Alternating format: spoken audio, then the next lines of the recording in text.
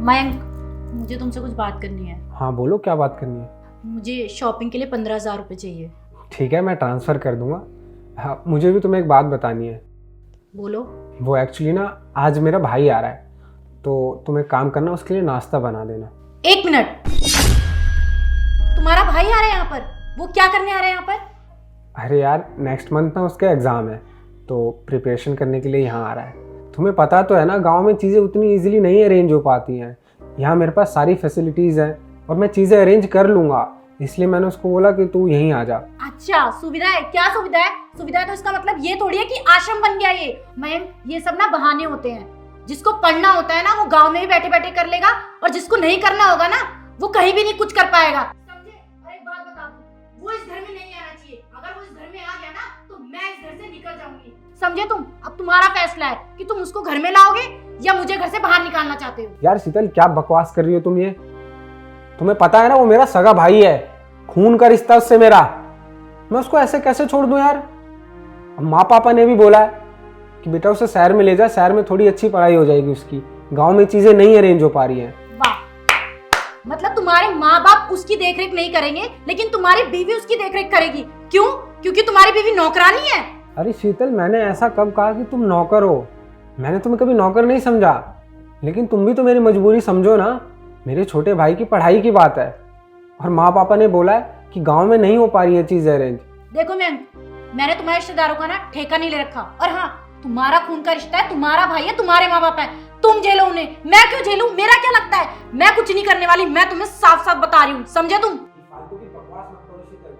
मेरा छोटा भाई तुम्हारा कुछ नहीं लगता। ये तो तुम्हारी जबरदस्ती की बात हो गई, रिश्तों को नकार दिए तुम मुझे ये बताओ कि तुम मुझे शादी करके यहाँ पे किस लिए लाए थे? कि मैं तुम्हारे भाई बहन माँ बाप सबका काम करती रहूं? अरे मेरी खुद की जिंदगी नहीं है क्या? तुम खुद सोचो, पूरा दिन मैं घर का काम करती हूँ, अब तुम मेरा काम बढ़ा रहे हो। और तुम्हारा क्या है? तुम तो ऑफिस में जाते हो और आके तुम्हें बना बनाया खाना मिल जाता है। अरे नौकर हूँ क्या मैं? हद हो गई है मैम। देखो, मैं अब तुम्हें पहले बता रही हूँ, अगर वो इस घर में आया ना, तो मुझसे बुरा कोई नहीं होगा। समझे? मैं जा रही हूँ।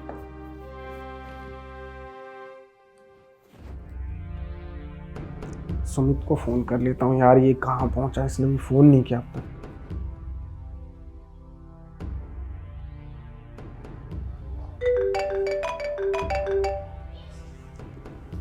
हेलो सुमित, कहाँ रह गया तू? आज आने वाला था। भैया, वो ना मुझे कोई ज़रूरी काम याद आ गया था, तो इसलिए मैं नहीं आया। फिर फालतू की बकवास मत कर, और मेरे से बहाने बनाने की कोई जरूरत नहीं है। साफ साफ बता, बात क्या है? दरअसल भैया, बात ये है कि मैं आया था और मैंने गेट के पास ही ना आपकी सारी बातें सुन ली कि भाभी किस तरीके से आपसे लड़ रही थी। इसलिए मुझे लगा कि मेरे चक्कर में अगर आपके रिश्ते ख़राब हो, इसलिए मैं आया ही नहीं। फिर ऐसा कुछ भी नहीं है, समझा तू? और अभी तू इतना बड़ा नहीं हो गया कि अपने डिसीजंस खुद ले। चुपचाप अपना बैग उठा और घर आ। भैया श्योर ना? हाँ हाँ, मैं सब देख लूँगा, तू घर आ पहले। ठीक है भैया। ठीक है।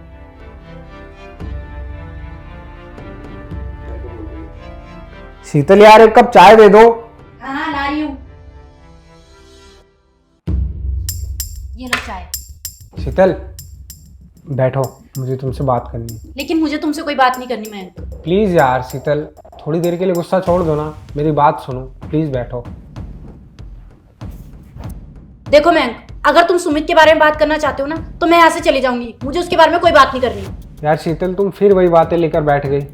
तुम्हें पता है, मैंने अभी सुमित को फ़ोन किया था कि तू कहाँ है, तो उसने कहा भैया मैं आपके घर आया था, लेकिन मैंने आपकी और भाभी की बातें सुनी, इसलिए वो वापस चला गया। हाँ हाँ, तो अच्छी बात है ना, एटलीस्ट उसे पता तो चला कि किसी और के घर में नहीं रहना चाहिए। बहुत बकवास कर ली शीतल तुमने। तुम अपना टाइम भूल गई, जब तुम्हारा खुद का भाई यहाँ आकर 4 महीने रहा था। मेरे को तो कोई प्रॉब्लम नहीं थी, मैंने तो तुम्हारी फैमिली को कभी पराया नहीं समझा, हमेशा अपनी फैमिली की तरह समझा है। लेकिन यार, तुम्हारे दिमाग में पता नहीं कहाँ से बैठी हुई है बातें, अपना और पराया।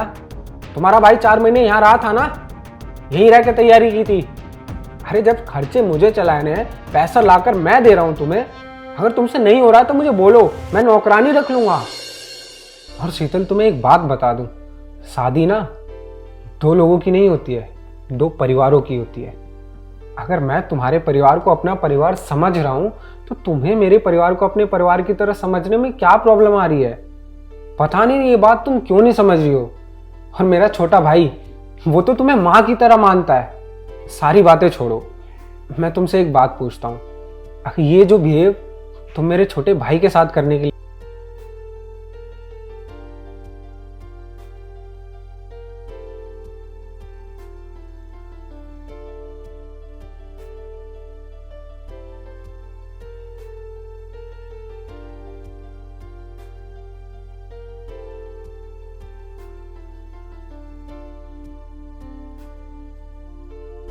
ना सेक्रीफाइसेस कर सकता है, तो तुम्हें एक छोटा सा सेक्रीफाइस करने में क्या दिक्कत है? और तुम्हें मैं ज्यादा कुछ करने के लिए नहीं कह रहा, सिर्फ 2 वक्त की रोटी दे देना उसे बनाकर, और तो मैंने तुमसे कुछ करने को नहीं कहा ना।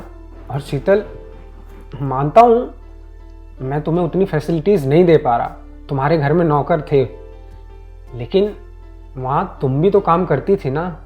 बाकी मेरा फर्ज था तुम्हें समझाना, अगर तुम्हें समझ में आता है तो ठीक है, नहीं तो सुमित आ रहा है, उसको तुम खुद ही बोल देना, क्योंकि मैं नहीं मना कर पाऊंगा। मयंक प्लीज मुझे माफ कर दो, तुमने सही कहा, मुझे रिश्तों को समझने में ना भूल हो गई। जैसे मेरा भाई है वैसे ही तो तुम्हारा भाई भी है ना, मुझे ऐसा नहीं करना चाहिए था।